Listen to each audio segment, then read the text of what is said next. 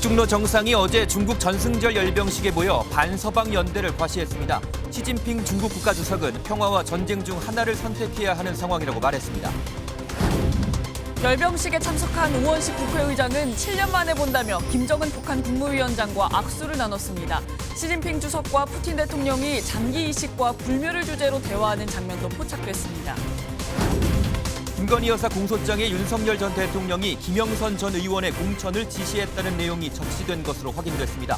김 여사가 통일교측에 대선을 도와줘서 고맙다며 인사를 전한 정황도 드러났습니다. 서울 관악구의 한 피자 가게 점주가 흉기를 휘둘러 프랜차이즈 본사 임원과 인테리어 업자 부녀 등 3명이 숨졌습니다. 점주는 가게 인테리어 문제를 놓고 피해자들과 갈등을 빚어온 것으로 파악됐습니다. 시청자 여러분 안녕하십니까? 6년 8개월 만에 중국을 찾은 김정은 북한 국무위원장이 오늘 사흘째 방중 일정을 소화합니다. 어제 중국 전승절 80주년 열병식에 참석한 김 위원장은 푸틴 러시아 대통령과 정상회담도 하면서 혈맹을 과시했는데요. 이제 관심은 김 위원장과 시진핑 중국 국가주석의 북중 정상회담이 언제 열릴지로 쏠리고 있습니다. 오늘 굿모닝 MBN 첫 소식은 신용수 기자가 보도합니다. 이틀 전 김정은 북한 국무위원장은 딸 김주애와 함께 중국 베이징역에 도착했습니다. 김 위원장이 북한에서 싣고 온 차량의 번호판은 7271953. 한국전쟁 정전협정일인 1953년 7월 27일로 추정되며 전쟁에서 이겼고 미국의 압박에 굴하지 않겠다는 뜻을 분명히 했다는 평가입니다. 어제 열병식에서 김 위원장은 인민복이 아닌 양복에 넥타이를 맸는데 불량 국가가 아닌 정상국가 이미지를 연출하려 했다는 분석입니다. 열병식 이후 김 위원장은 푸틴 러시아 대통령과 북러 정상회담을 열고 혈맹 관계를 재확인했습니다. 당신과 러시아 인민을 위해서 할 수 있는 것이 있다면 또 해야 되는 것이 있다면 그 형제적인 그런 의무로 올 용의가 있습니다. 두 사람은 포옹까지 하며 친밀감을 과시했고 푸틴 대통령은 러시아 초청 의사를 전했습니다. Прошу передать самые теплые слова благодарности всему народу Корейской Народно-Демократической Республики. 방중 사흘째를 맞은 오늘 김 위원장의 일정은 명확하게 알려지지 않은 가운데 초청국인 시진핑 국가주석과의 북중 정상회담이 언제 열릴지가 최대 관심입니다.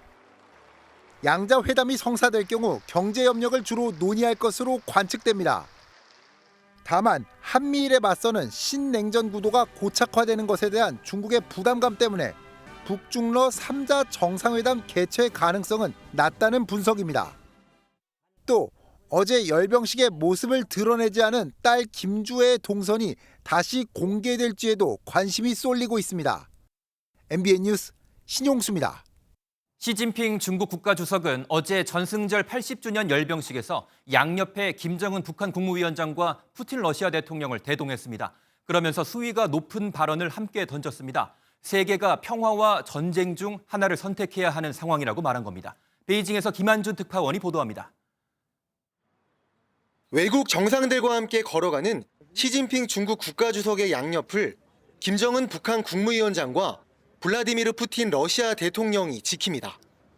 다른 정상들이 들러리처럼 보일 정도로 세 정상은 태난먼 성루까지 선두에서 함께했습니다. 도널드 트럼프 미국 대통령의 골칫거리인 두 지도자를 좌우로 대동한 시 주석은 전승절 80주년 기념연설에서 전쟁이라는 단어를 꺼냈습니다. 중국의 강인함을 과시하며 인류가 평화와 전쟁 또는 대화와 대립 중 하나를 선택해야 한다고 말한 겁니다. 中华民族是不畏强暴、自立自强的伟大民族。 미국 패권에 맞서 중국이 새로운 국제 질서를 만들어가겠다는 강력한 메시지로 풀이됩니다. 반서방 정상들을 불러놓고 트럼프 대통령을 향한 작심 발언을 하는 자리였던 만큼 태난먼 광장 인근은 행사 전부터 종료까지 그야말로 진공 상태의 보안을 유지했습니다. 4만여 명이 참석한 초대형 행사였지만 사고나 실수는 전혀 없었습니다. 열병식이 시작되기 3시간 30분 전인데요. 삼엄한 경계 태세 속에 예행 연습이 열리고 있습니다. 이번 전승절은 북중러가 필요하면 언제든 연대할 수 있다는 것을 과시했다는 점에서 세 나라 모두 실익을 얻었다는 평가가 나오고 있습니다. 베이징에서 MBN 뉴스 김한준입니다. 북중러 지도자들은 기념 촬영부터 오찬까지 열병식의 모든 일정을 함께했습니다. 반미연대의 상징이 된天安门 성루로 이동하는 과정에서 웃음꽃을 피우기도 했는데요. 미국 CNN은 독재자 3명이 중국 수도의 심장에서 활기차게 대화했다고 비꼬았습니다. 베이징 현지에서 강재묵 기자가 보도합니다. 시진핑 중국 국가주석은 푸틴 러시아 대통령과 김정은 북한 국무위원장을 극진히 영접했습니다. 김 위원장은 26개국 정상 중 의전서열 2위로, 푸틴 대통령은 1위로 시 주석과 만났습니다. 정상들의 기념 촬영에서도 시 주석 부부 양옆에는 푸틴 대통령과 김 위원장이 섰습니다. 공식 석상에서 66년 만에 한자리에 모인 북중러 지도자들은 행사장으로 이동하는 동안 담소를 나누며 웃음꽃을 피웠습니다.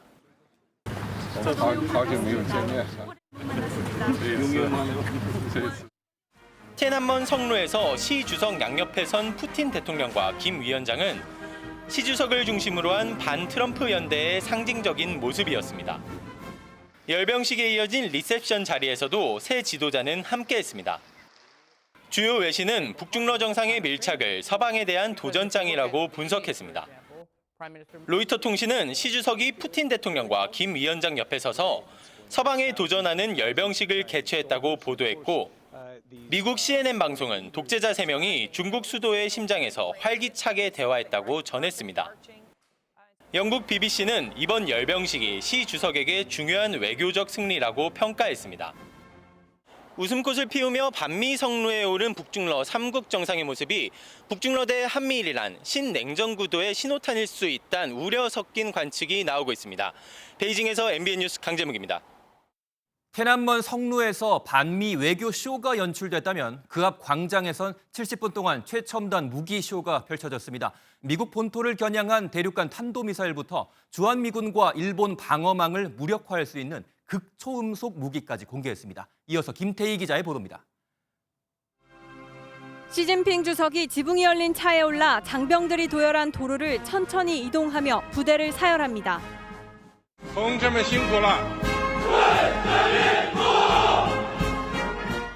이어 길고 두꺼운 원통형 발사관이 이동식 발사 차량에 실린 채天安门 광장을 지나갑니다.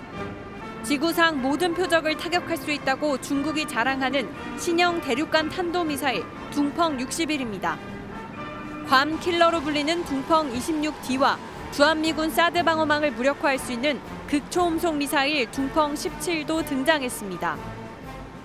바닷속에서 발사하는 잠수함 발사 탄도미사일 쥐랑-3까지 선보이며 중국은 육해공을 아우르는 핵 3축 체계를 과시했습니다. 중국이 보여주려는 것은 우리는 미국과 충분히 싸워서 이길 수 있는 군대를 보유하고 있다라는 것을 과시하기 위해서 러시아 우크라이나 전쟁을 계기로 드론이 현대전의 핵심 전력으로 부상한 상황.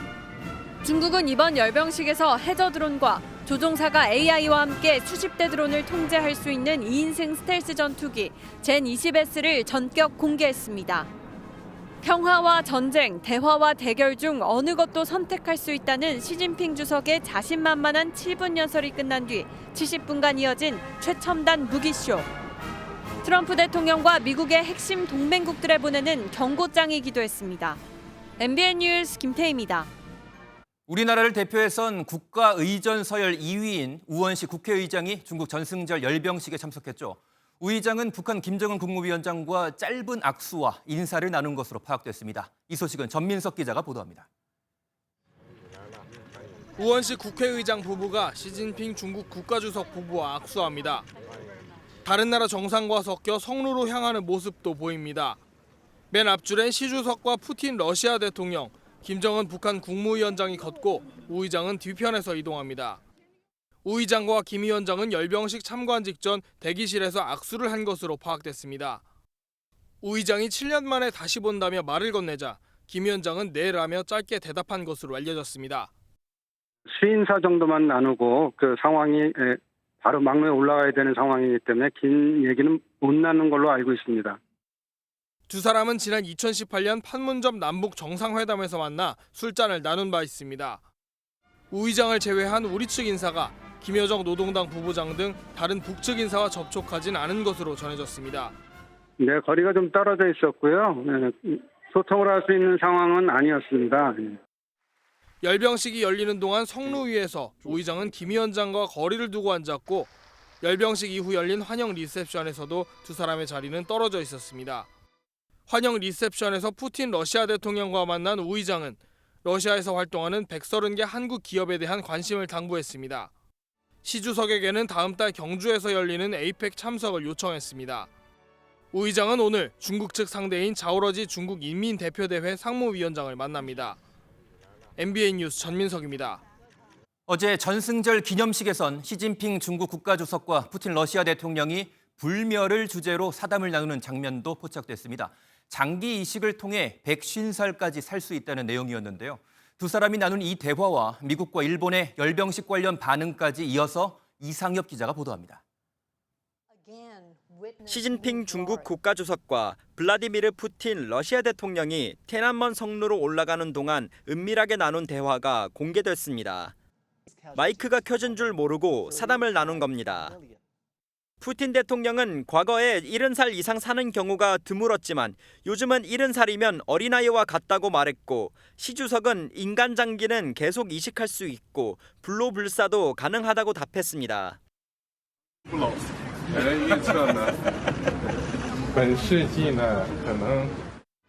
만 72세인 시 주석은 2012년 이래 13년째 권좌를 지키는 중이고 동갑인 푸틴 대통령도 25년째 집권 중입니다. 열병식 행사를 지켜본 도널드 트럼프 미국 대통령은 시 주석에게 불쾌감을 표했습니다. 미국이 2차 세계대전 당시 중화민국과 중국 공산당과 함께 일본 제국에 맞서 싸웠음에도 정작 전승절 연설에서 미국의 도움을 언급하지 않았기 때문입니다. President Xi is a friend of mine, but I thought that the United States should have been mentioned last night during that speech because we helped China very, very much.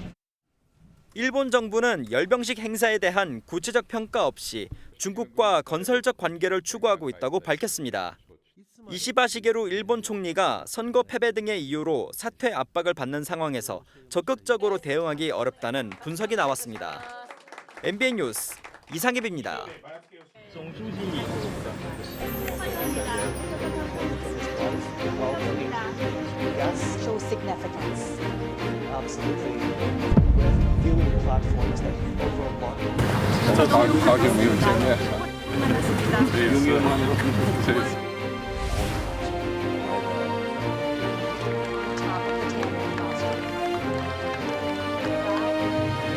中华民族是不畏强暴、自立自强的伟大民族。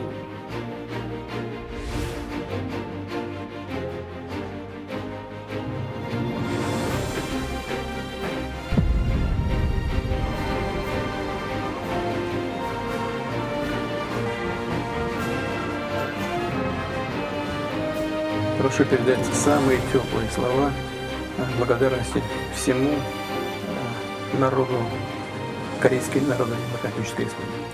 당신과 러시아 인민을 위해서 할 수 있는 것이 있다면 또 해야 되는 것이 있다면 그 현실적인 그 의무로 더울 영광이 있습니다.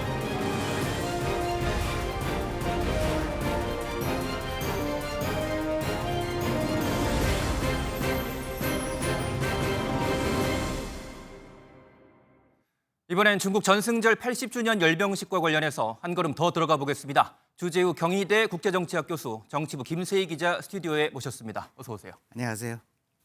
네, 먼저 김 기자, 북한과 중국, 러시아 3국 정상이 이렇게 모인 거는 탈냉전 이후에 66년 만에 지금 처음입니다. 네. 아마 어제의 그 모습 역사적인 장면으로 기록이 될 텐데 현장 분위기 좀 어땠는지 좀 전해주시죠. 70분 동안 이뤄진 열병식에서 새 정상 분위기 상당히 화기애애했습니다. 그랬군요. 행사장에 들어서는 모습부터 눈길을 끌었는데 시진핑 주석이 직접 외국 귀빈들을 영접했습니다.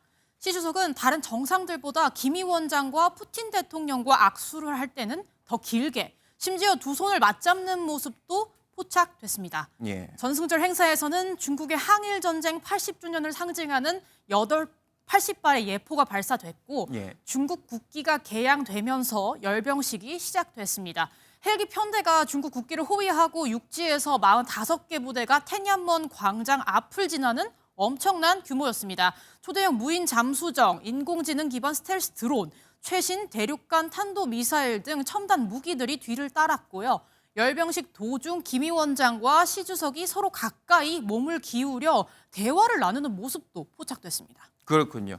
자, 교수님,天安门 성루에 오른 이 삼국 정상들의 모습 상징적인 장면이었는데 좀 네. 어떻게 보셨는지요? 네, 굉장히 상징적이었습니다. 앞서 말씀하셨다시피 66년 만에 이 세 개 나라의 정상들이 한 자리에 모였고요. 예.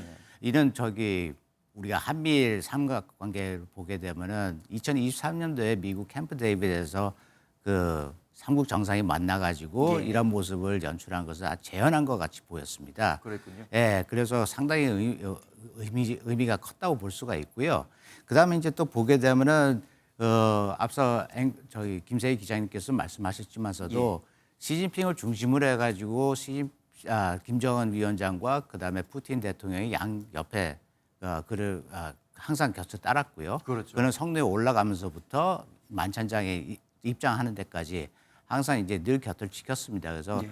어떤 모습이 연상이 됐냐면 좌청룡 우백호 같은 모습이 연상이 됐습니다. 좌청룡 우백호처럼 네. 정말 뭐랄까요? 좀 듬직하게 이렇게 좀 거느리고 했다라는 걸 좀 네. 표현을 해도 될까요? 그렇죠, 어떨까요? 그렇죠. 아무도 이 북중러 삼국 관계가 과거에 이제 냉전 시대에 북중소 소련이죠. 그렇죠. 예, 북중소 관계와는 다르게 과거에는 냉전 시대 때 소련이 중심이었다면은 예. 지금은 이제 중국이 중심입니다. 예.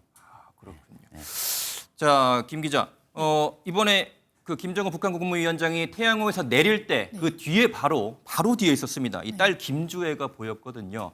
자, 이번 김정은 북한 국무위원장이 중국을 방문한 건 6년 8개월 정도 만인 건데, 자, 김 위원장의 딸이 지금 등장을 했다, 나타났다. 이거 좀 어떻게 봐야 되는 겁니까? 네, 국정원에서는 딸 주애가 참석하지 않을 것이라고 처음에는 예측했었습니다. 그렇죠. 최초 예초는 그렇습니다. 사실 예. 주애가 아직은 어린데다가 일부 예. 전문가들도 후계자로 알려진 인물을 대놓고 노출시키려는 것에서 부담이 있을 것이란 얘기도 많았는데요. 예. 김 위원장이 도착한 그제 오후 4시 베이징역에 정차한 태양호에서 김 위원장 곧바로 뒤에 딸 주애가 모습을 드러냈습니다. 예. 최선희 외무상이 그 뒤에 있으면서 이들을 보좌하는 모습이었고요. 사실상 아버지와 북한 내부에서 외교 활동은 계속 해왔지만 북한 국경 밖에서 해외를 방문한 건 처음입니다. 그렇죠. 주애의 다자 외교부제 등장으로 계속 이야기되었던 후계자설이 굳혀지는 것 아니냐는 얘기도 좀 나왔습니다. 그렇군요. 야, 교수님, 네. 그 딸 김주애 동행을 놓고 방금 네. 말했지만 그 네. 김정은 북한 국무위원장의 후계자를 마치 네. 점찍어서 대외적으로 공개를 한 것이다. 네. 이런 분석도 나오고 있고요. 네, 네. 하지만 네. 아직까지 그 정도까지 해석하는 건 좀 과하다. 네. 이런 분석도 좀 엇갈리고 있거든요. 네, 그럼 네. 어떻게 보십니까? 아무래도 장자가 아니라서 이제 그런 분석이 나올 텐데요. 예. 예, 일단은 뭐 김세희 기자님께서 언급하셨다시피 예. 너무 어린 거 아니냐 하는데 저희가 역사를 이제 되돌아보면은 김정일이죠. 예. 김정은의 아버지 역시 이제 그 후계자로 낙점을 받은 후에 과거에 되돌아보면은 역시 어린 나이부터 김일성과 함께 다자 외교 무대에 그 참석을 했습니다. 모습을 드러냈었죠. 예, 근데 이게 확인되지 않은 사실인데요. 예, 그런 설이 있는데 만약에 이것이 사실이라면은 1955년도에 반등회의, 그 당시 이제 아시아 아프리카 정상회의였거든요. 예, 거기에 이제 김정일 같은 경우는 14살이었고요, 당시에. 14살. 예, 예. 예. 그 다음에 또 하나의 설은 뭐냐면 1959년도에 66년 전에 북중소 정상이 다 천안문에 모였을 때 그렇죠. 그때 열병식 참석했을 때 김일성이 역시 김정일을 같이 동행했다고 데리고 그렇게 그런 설이 있습니다. 그래서 아마 북한한테는 이러한 이제 외교 부대의 그 후계자를 이제 어린 나이에 같이 데리고 다니는 거는 그렇게 큰 문제는 아니라고 생각합니다. 예. 그렇군요. 지금 딸 김주혜의 나이가 지금 한 만으로 12살 12살이죠. 정도밖에 안 예, 되지 예. 않습니까? 그래서 어떻게 보면은 김정일의 이제 첫 해외 방문이 이제 14살 때 이루어졌다고 그렇게 가정을 하게 되면 이제 2살 차이밖에 안 되기 때문에 예, 큰 차이는 없다고 봅니다. 예. 예. 교수님께서는 그 정도의 나이 차이는 뭐 충분히 네. 가능한 정도의 네. 지금 나이라고 말을 해주셨습니다. 자, 김 기자, 네. 우원식 국회의장이 우리나라 측에서는 이번 행사에 지금 참석을 한 거죠. 네. 그리고 어제 앞서 리포트에도 나왔지만 그 김정은 북한 국무위원장과 짧게 인사를 나누는 모습도 좀 포착이 됐는데 네. 조금 더 자세하게 좀 설명을 해주시죠. 저도 계속 어제부터 전승절 열별식을 봐왔는데 예. 태남먼 성루에서 우원식 의장이 김 위원장에서 좀 멀리 앉아 있었어요. 그렇죠. 거리가 좀 있었죠. 네, 그래서 과연 두 사람이 만날 수 있을까 의문이었는데 그래도 악수를 했다고 합니다. 예. 우 의장이 태남먼 성루 오르기 전에 김 위원장의 7년 만에 만나 반갑습니다라고 말하자 김 위원장이 안녕하십니까라고 대답했다고 하는데요. 예. 두 사람 2018년 4월 판문점에서 열린 남북 정상회담 만찬에서 술을 마신 적도 있다고 알려졌죠.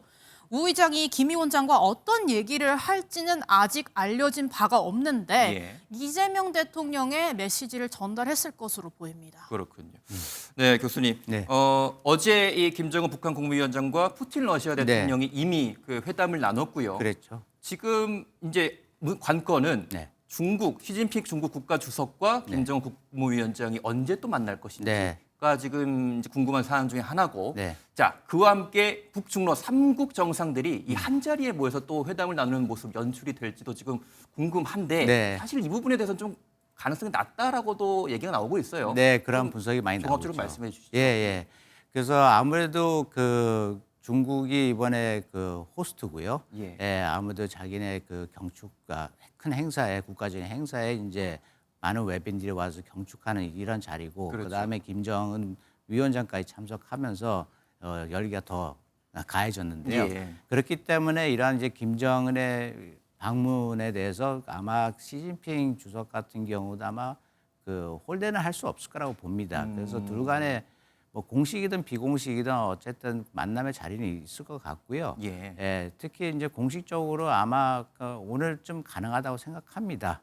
일단 열병식 행사 다 어제부로 다 마쳤고요. 그렇죠. 그래서 오늘은 좀 시간이 있을 것 같고 북중 간의 회담은 오늘 아마 좀 만약에 하게 된다면 아마 오늘 하지 않을까 싶습니다. 대신에 이제 북중러 3국 그렇죠. 정상회담은 이제 앵커님께서 말씀하셨다시피 그 가능성을 좀 희박해 보이는데요. 저는 이제 그 이번 회담이 이제 그 가능성이 희박한 그 가장 큰 이유를 이게 공식적인 뭐 외교 행사도 아니고 공식적인 방문도 아니고 그다음에 회담을 위한 이게 모임의 자리가 아니었거든요.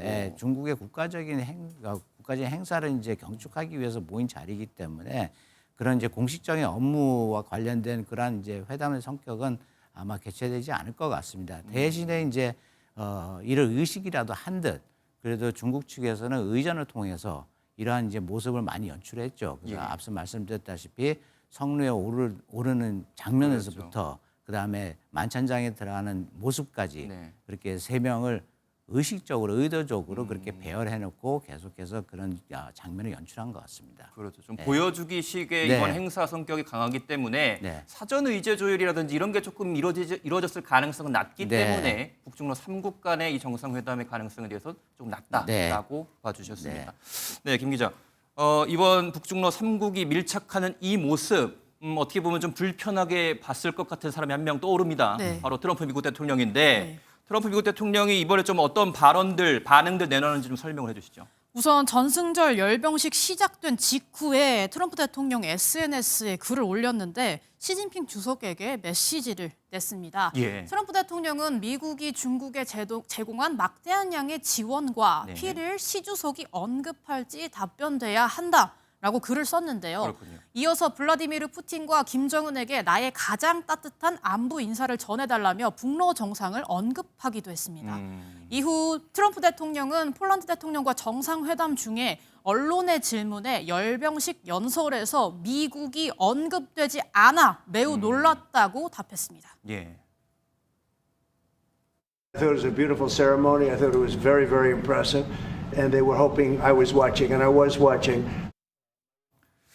자, 트럼프 대통령의 반응까지 살펴봤는데, 네. 자, 김정은 북한 국무위원장 같은 경우는 예전에 그 북미 정상회담이 두 차례 열렸을 때를 이제 네. 복기해 보자면, 네. 그 당시에 이 트럼프 대통령을 만나기 전후로 해서 또 이렇게 중국을 방문하거나 중국과 좀 접촉하는 모습 많이 보여왔거든요. 네, 네. 자, 이걸 바꿔서 보자면 네. 이번에 북미 정상회담도 추가로 한번 김정은 북한 국무위원장과 트럼프 미국 대통령이 만날 가능성 네. 좀 생길 수 있다고 보십니까? 어떠십니까? 예, 희박 하나만 아마 가능성이 있다고 봅니다. 왜냐하면은 이제 그 앵커님께서 말씀하신 그 두 차례 북미 정상회담 외에도 예. 우리가 1999년도까지 거슬러 올라가게 되면은 그 당시에 이제 미국이 북한한테 접촉을 하면서 소원했던 북중 관계가 다시 단결되는 그런 이제 결과도 이제 불러일으켰습니다. 예. 그래서 그 선례에 따르면은 이 세 가지 선례에 따르면은 아무래도 이제 그럴 가능성이 이제 많다고 볼 수가 있겠습니다.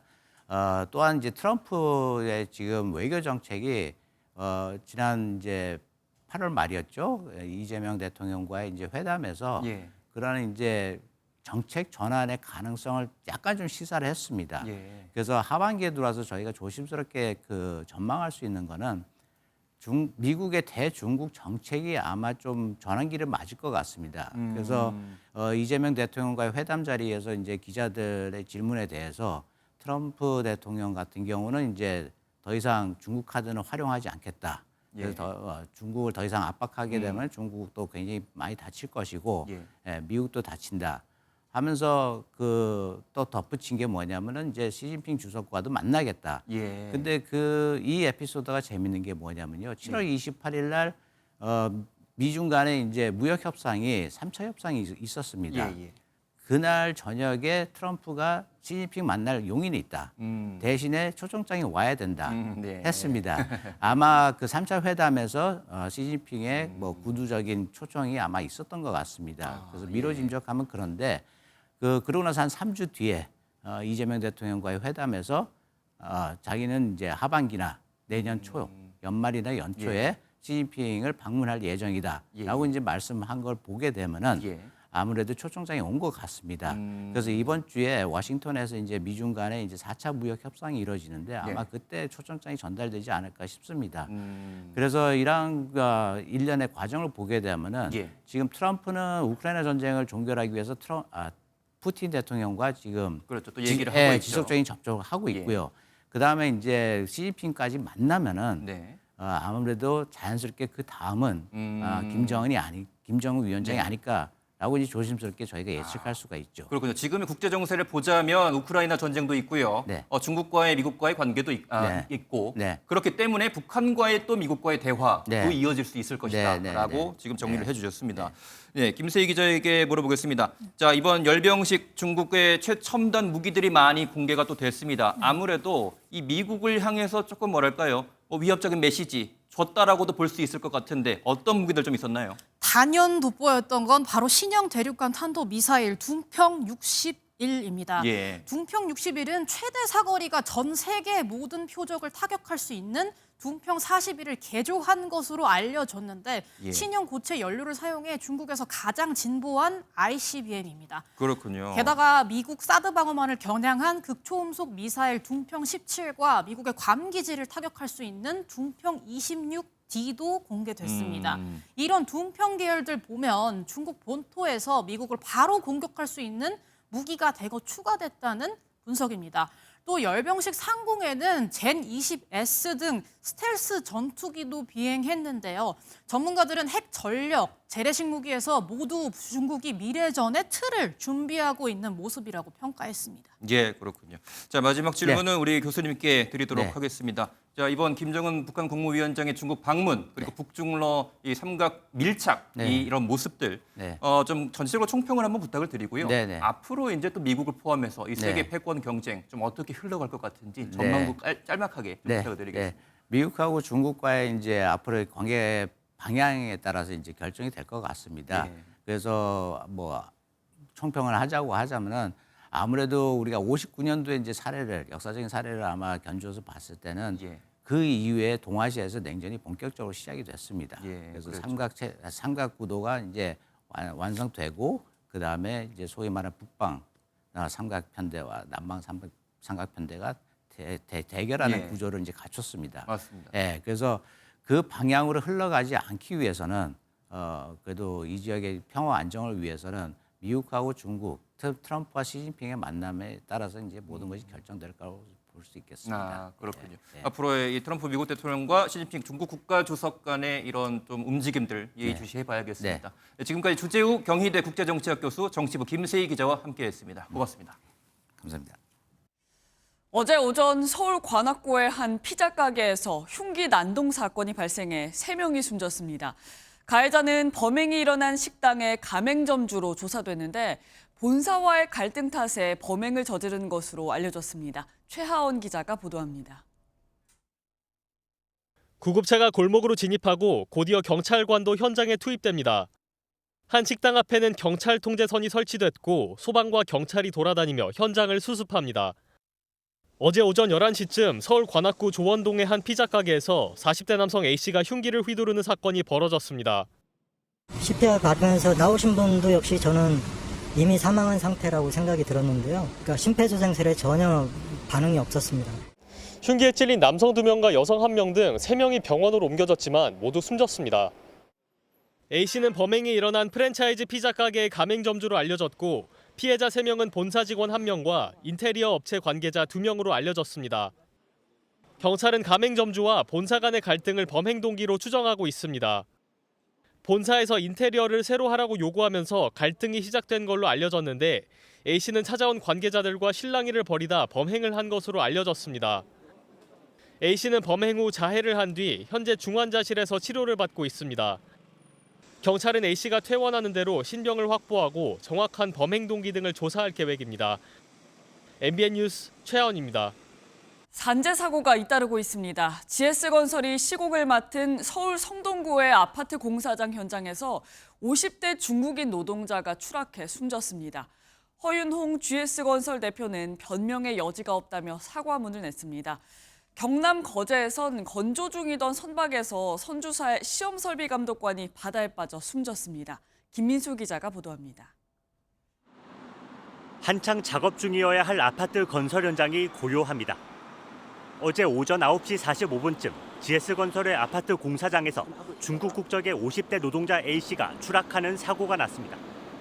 A씨는 아파트 공사장 15층에서 외벽 거푸집 설치 작업을 하다가 추락해 숨졌습니다. 고용노동부는 즉시 작업을 중지시키고 중대재해처벌법을 위반했는지 수사하고 있습니다. 경찰도 동료 작업자와 인근 CCTV 등을 통해 정확한 사건 경위를 파악하고 있습니다. 허윤홍 GS건설 대표는 사과문을 통해 절대로 일어나선 안 되는 일이 일어났다며 변명의 여지가 없다고 전했습니다. 같은 날 오전 11시 56분쯤엔 건조 중인 선박에서 30대 브라질 국적의 노동자가 바다에 빠져 숨졌습니다. 한화오션에서 인도될 해양플랜트 선박의 선주사에 소속된 시험설비 감독관입니다. 하중 작업을 측정하는 작업을 하다가 그 선미 플랫폼 쪽에 이렇게 기울어 내려앉으면서 구부러지면서 사람이 매달린 거죠. 그래서 해상으로 추락을 했고. 노동부는 한화오션이 사망한 노동자를 고용한 것이 아닌 만큼 한화오션을 중처법 위반 혐의로 처벌할 수 있는지 확인하고 있습니다. MBN 뉴스 김민수입니다. 특검 소식 이어드립니다. 정치자금법 위반 등의 혐의로 재판에 넘겨진 김건희 여사의 17장짜리 공소장을 MBN이 입수했습니다. 윤석열 전 대통령이 김영선 전 의원 공천을 직접 지시하는 등 명태균 공천 개입 의혹과 관련한 구체적인 상황도 담겨 있었습니다. 현지호 기자가 단독 보도합니다. 민중기 특별검사팀은 김건희 여사를 기소하면서 윤석열 전 대통령 부부의 공천 개입이 어떻게 이뤄졌는지 구체적으로 적었습니다. MBN이 확보한 김 여사 공소장에는 윤 전 대통령이 국민의힘 공천관리위원장이던 윤상현 의원에게 김영선 전 의원의 공천을 지시했다는 내용이 담겼습니다. 윤 전 대통령 부부가 명태균 씨로부터 여론조사를 무상 제공받는 대가로 청탁을 받고 공천에 개입했다는 설명도 덧붙였습니다. 앞서 윤 전 대통령과 명 씨 사이에 통화 녹음이 공개되면서 드러난 공천 개입 정황이 사실로 확인된 셈입니다. 김영선이 좀 해줘라 그랬는데 그게 말이 많네. 당에서 상현이한테 내가 한 번 더 얘기를 할게. 걔가 공관위원장이니까. 제가 진짜 평생 은혜 잊지 않겠습니다. 고맙습니다. 이 같은 사실관계는 윤 의원이 특검팀 조사에서 윤 전 대통령과의 통화 사실을 인정하면서 확정될 수 있었던 걸로 보입니다. 다 제가 성실하고 진실되게 말씀드렸으니까 또 다 아시게 될 거고요. 정치자금법 위반 등 혐의로 김 여사를 기소한 특검팀은 추가 조사를 거친 뒤 윤 전 대통령도 기소하는 방안을 검토하고 있습니다. MBN 뉴스 현주입니다. 김건희 여사가 통일교 측에 윤석열 전 대통령의 당선을 도와줘 고맙다며 직접 인사를 전한 정황도 드러났습니다. 김 여사는 필요한 게 있으면 건진법사 전성배 씨에게 전달하라고도 덧붙였는데요. 민중기 특별검사팀은 이 같은 내용을 공소장에 적시해 김 여사와 통일교가 밀접한 관계인 것으로 보고 있습니다. 심동욱 기자가 단독 보도합니다. 윤석열 전 대통령이 당선된 직후인 2022년 3월 김건희 여사는 통일교 2인자였던 윤영호 당시 세계본부장에게 전화를 걸었습니다. 김 여사는 통일교 측에 대선을 도와줘서 고맙다며 한학자 총재에게도 감사 인사를 전해달라고 말했습니다. 또 건진법사 전성배 씨의 부탁을 받고 전화했다며 통일교의 현안은 전 씨와 상의하라고 덧붙였습니다. 전 씨도 통일교 측에 해당 통화를 언급하며 통일교의 은혜를 갚을 것이고 본인이 통일교를 책임지고 있다고 전했습니다. 통화를 마친 윤 전 본부장은 전 씨가 윤 전 대통령 부부와 윤핵관 등에게 영향력을 행사할 수 있다고 판단했습니다. 특검팀은 김 여사가 윤 전 대통령 당선에 통일교의 도움이 컸다고 판단한 것으로 보고 있습니다. 윤 전 본부장은 같은 해 4월과 7월에도 전 씨를 만나 김 여사 선물용 샤넬백 2개와 천수삼 농축차 등을 건네며 통일교 현안을 청탁했습니다. 금품을 전달받은 김 여사는 대한민국 정부 차원에서 통일교를 돕기 위해 노력하고 있다며 윤 전 본부장에게 감사 인사를 건넸습니다. 2주 뒤에는 또다시 전 씨에게 6천만 원 상당의 그라프 목걸이를 전달했습니다. 통일교 행사에 교육부 장관이 방문할 수 있도록 힘을 써달라는 목적이었습니다. 며칠 뒤 전 씨는 김 여사가 큰 선물에 놀랐지만 별다른 말씀이 없다며 반응을 대신 전하기도 했습니다. 특검팀은 통일교로부터 금품을 받지 않았다고 부인하는 김 여사의 주장을 거짓으로 보고 목걸이와 가방의 행방을 찾는 데 주력하고 있습니다. MBN 뉴스 심동욱입니다. 내란 특검팀 수사를 통해 김용현 전 국방부 장관은 지난해 10여 차례에 걸쳐 평양 무인기 침투 작전을 지시한 것으로 드러났습니다. 당시 합동참모본부는 군사적 필요성이 없어서 반대했던 것으로 확인됐는데요. 특검팀이 이 같은 진술을 확보한 만큼 외환 사건 수사가 중대 분수령을 맡고 있습니다. 박혜빈 기자가 단독으로 보도해드립니다. 이승호 합동참모본부 작전본부장은 최근 조은석 특별검사팀 조사에서 합참은 평양 무인기 침투 작전에 대해 군사적 필요성이 없다고 판단했다고 진술한 것으로 파악됐습니다. 군사적 이익보다 위험이 더 크다고 판단해 합참은 김용현 당시 국방부 장관의 작전 지시에 반대 의사를 전달했다는 겁니다. 자위권 행사 요건 등 모든 요소들을 종합해서 내린 결론인 만큼 특검팀은 군사적 필요성이 없다는 판단에 주목하고 있습니다. 합참이 군사적 필요가 없는 작전이라고 판단한 만큼 김 전 장관에게 외환 유치나 일반 이적죄의 빌미가 되는 계엄 준비에 목적이 있었다는 근거가 될 수 있기 때문입니다. 군사 전문가 역시 군사 작전은 우리가 받을 타격과 상대에게 줄 타격을 비교하는 밸런싱 테스트를 하게 되는데 군사적 필요가 없다는 건 밸런싱 테스트 결과 이득 볼 게 없다는 판단을 한 것이라고 볼 수 있다고 설명했습니다. 이 같은 결론을 무시하고 김 전 장관이 수차례 무인기 작전을 요구하자 이 본부장은 기상이 안 좋다, 기체가 고장났다는 핑계를 대며 제동을 걸었다고 진술한 것으로 파악됐습니다. 거짓 보고까지 하면서 작전을 거부하지 않았다면 무인기 작전이 10여 차례에 그치지 않고 훨씬 더 많이 진행됐을 거라는 취지입니다. 무인기 의혹 수사가 마무리 단계에 접어든 가운데 특검팀은 조만간 김명수 합참 의장을 소환한 뒤 최종 결론을 내릴 것으로 전망됩니다. MBN 뉴스 박혜빈입니다. 윤석열 전 대통령이 변호인단을 통해 군인들에 대한 탄압을 멈추라는 옥중 메시지를 냈습니다. 탄핵 심판 과정에서 자신의 지시 사실을 부인하거나 책임을 군에 돌리려 한 것과는 전혀 다른 모습입니다. 노하린 기자입니다. 윤석열 전 대통령이 자신의 변호인단을 통해 120글자 분량의 옥중 메시지를 공개했습니다. 지난 7월 재구속된 뒤 처음입니다. 비상계엄에 동원돼 수사와 재판을 받게 된 군인들과 관련해 더 이상 군인들과 군에 대한 탄압을 멈추라는 내용이 담겼습니다. 윤 전 대통령 변호인은 지난 2일 자신의 SNS에 윤 전 대통령과의 접견 소회와 함께 이 같은 메시지를 전했습니다. 윤 전 대통령은 모든 책임은 군 통수권자였던 나에게 물으라며 군인에 대한 수사와 재판을 멈추고 기소된 군인들에 대해 공소를 취소하기를 바란다고 말했습니다. 또 계엄에 참여했던 군인들과 그 가족들을 위해 매일 기도하고 있다고 덧붙였습니다. 윤 전 대통령은 군인들은 비무장으로 2시간도 안 되는 시간에 상관의 명령을 따라 기동했을 뿐이라며 내란몰이가 정점에 치달았다고 주장하기도 했습니다. 하지만 윤 전 대통령은 그동안 탄핵 심판 등에서 자신은 지시한 적이 없다거나 곽종근 전 육군 특수전사령관 등에게 책임을 돌렸습니다.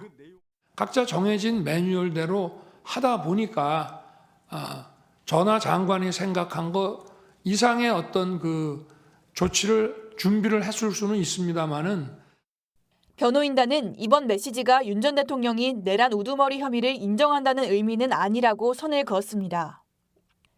윤 전 대통령의 옥중 메시지는 최근 군 지휘관들로부터 자신에 대한 불리한 진술이 잇따르자 여론전에 나선 것이라는 분석입니다.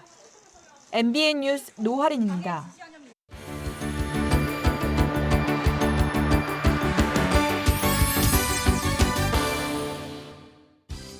굿모닝 월드입니다. 매년 이맘때는 전 세계 무슬림들에게 중요한 시기라고 합니다.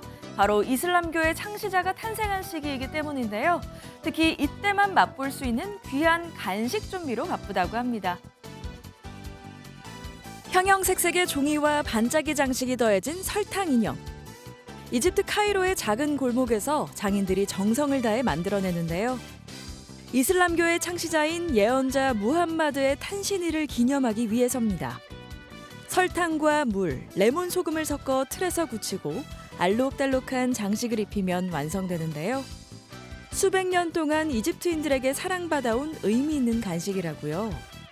이제 설탕공예 장인들이 몇 남지 않았지만 이 전통을 이어가기 위해 정성을 다한다네요. 눈길을 사로잡는 화려한 광경이 또 있었는데요. 탱고의 본고장 아르헨티나에서 열린 세계 탱고 챔피언십 현장 함께 하시죠. 화려한 의상의 댄서들이 날렵한 춤선을 선보입니다.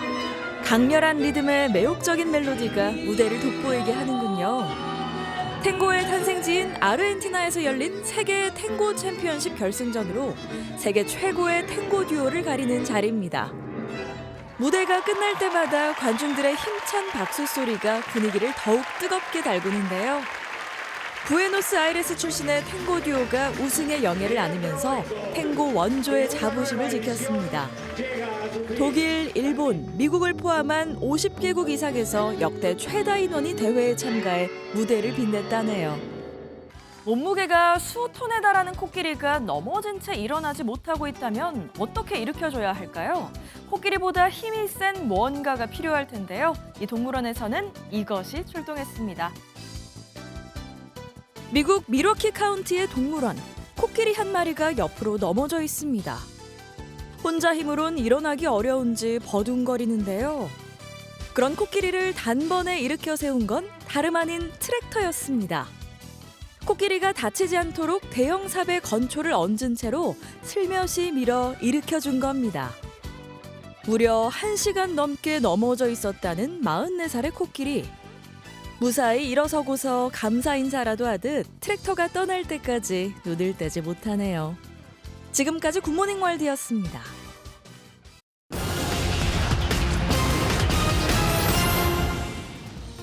쌀 가격이 점차 오르더니 심리적 마지노선으로 여겨지는 20kg당 평균 6만 원을 다시 넘어섰습니다. 정부가 할인 지원에 나서 5만 8천 원대까지 떨어졌던 쌀값은 이후 계속해서 오르다가 7월 말 이후 다시 6만 원대로 올라섰습니다. 이는 지난해보다 17% 정도 상승한 수준인데 농식품부는 20kg당 5천 원 정도로 쌀값 할인폭 확대를 검토하고 있습니다. 요즘 과거와 달리 결혼을 잘 안 한다는 말이 있죠. 이를 뒷받침하는 구체적인 통계가 나왔습니다. 30년 전인 지난 1996년 43만 4,900건으로 정점을 찍었던 혼인 건수는 지난 2022년 기준 19만 1,700건까지 쪼그라든 것으로 나타났습니다. 출생아 수는 1995년 71만 5천 명에서 급격히 떨어져 2023년 23만 명으로 최저치를 기록한 후 지난해 23만 8천 명으로 소폭 늘었습니다. 수협중앙회와 수협은행이 강릉시 수협의 식수 부족으로 어려움을 겪는 어업인을 위해 500ml 생수 4만 병을 기부했습니다. 노동진 수협중앙회장은 식수 부족으로 발생하는 강릉 관내 어업인의 불편을 줄이기 위해 상황을 주시하면서 추가 대책을 검토하겠다고 말했습니다. 지금까지 오늘의 굿모닝 경제였습니다. 프로야구 한화이글스의 투수 폰세가 한 시즌 최다 탈삼진 기록을 갈아치웠습니다. 팀은 짜릿한 결승타로 2연승을 내달렸습니다. 황찬민 기자입니다. 5회 초 한화의 에이스 폰세의 강력한 직구에 NC 천재환의 스윙은 그대로 허공을 갈랐습니다. 폰세는 포효했고 한화 홍구장은 뜨거운 함성으로 가득 찼습니다. 4년 전 미란다의 강력한 직구에 홍창기의 배트가 허공을 가르며 37년 묵은 최동원의 기록을 넘어섰던 그 순간처럼 이번에는 폰세가 4년 만에 그 기록을 다시 뛰어넘는 226번째 탈삼진을 잡아냈습니다. 신기록이 세워지자 한화 홍구장은 떠나갈 듯한 팬들의 환호로 가득 찼습니다. 폰세는 6이닝 동안 삼진 8개를 뽑아내고 KBO 리그 한 시즌 최다 탈삼진 신기록 228개를 세웠습니다. Very grateful, very honored. Can't really say much more than that. I can't thank Lee, Jaehoon, and Choi so much for being behind the dish and calling great games. So just a big thank you to them. 하나 이글스는 연장 10회 터진 황영묵의 끝내기 안타에 힘입어 NC 다이노스를 6대5로 꺾고 리그 2위 자리를 굳건히 지켰습니다. MBN 뉴스 황찬민입니다. 출근길 현재 중부지방을 중심으로 비가 내리고 있습니다. 따라서 강한 비가 지나고 있는 경기 의정부시를 비롯한 경기 내륙으로는 호우주의보가 내려졌습니다. 중부지방의 비는 오후면 그치겠습니다. 그 사이 서울을 비롯한 수도권을 중심으로 최고 60mm, 가뭄에 이어지고 온 강릉 지역은 5mm 미만으로 비의 양이 비교적 적겠습니다. 오후에 남부지방을 중심으로는 소나기가 내리겠습니다. 많게는 40에서 60mm가 되겠고요. 이 소나기가 내릴 때 천둥번개를 동반하는 등 요란하겠습니다. 이 시각 현재 기온을 보시면 서울이 22.9도로 출발하고 있고요. 한낮에는 서울이 29도 등 중부지방을 중심으로는 어제보다 4에서 6도가량 낮겠습니다. 다만 폭염특보가 발효 중인 남부지방은 대구 31도 등 여전히 덥겠습니다. 이번 주말에는 전국에 비가 내릴 전망입니다. 비가 내리고 나면 더위가 한풀 꺾일 전망입니다. 내셨습니다.